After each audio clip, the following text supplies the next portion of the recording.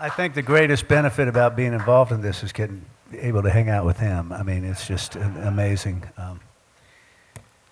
Anyway, the proceeds for this auction are going to 3 groups. I mean, it's not being spread out. It's going to musicians and it's going to firefighters. And I'd like to just introduce our partners and our beneficiaries. On behalf of the AFM and the Nashville Musicians Flood Relief Fund, we have Dave Pomeroy, who's the president. Over here, Dave. Treasurer Craig Cramp, who's here somewhere, and Executive Assistant Kathy Osborne. And just real quickly, Dave and Craig and Kathy were sitting around after this flood happened, and they realized, we're the musicians union, we need to help musicians. And so they started a foundation, a relief foundation, and donations came in. I mean, Reba McEntire gave $10,000 immediately. Lots of people donated. And we decided that we were going to give a check to any musician, whether they were a union member or not. Anybody who was hurt by the flood could come by. And tell your friends, because we still got a bunch of money left, and after this we're going to have a ton of money. Tell them to come by and get a check from us. And then the next place you should go is to Music Cares. And on behalf of Music Cares, which is the charitable arm of NARIS, which benefits all people in the music business, we have Executive Director Debbie Carroll, who's been just an incredible help and resourceful.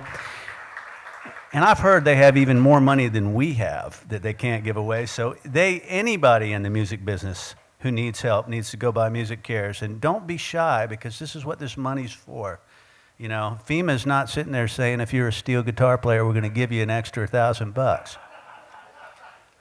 But one of the most important aspects of this whole deal is, you know, it's how firemen's got involved. And it's the fire and rescue departments in Middle Tennessee. They're the true unsung heroes. They all had their homes flooded, but they were there. They didn't worry about their homes. They were worrying about everybody else. And you know, I heard stories that there was fire departments that in Nashville area that didn't even have rescue boats. So we're pleased that they are an equal partner with the musicians. I think we're all circus people to some degree. But anyway, we're honored to have from the Nashville Fire Department, Chief Manuel Fonseca, right here.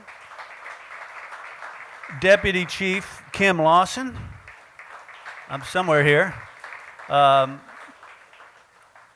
Captain George Russell. And please raise your hands. I mean, you're the honored guest here for sure.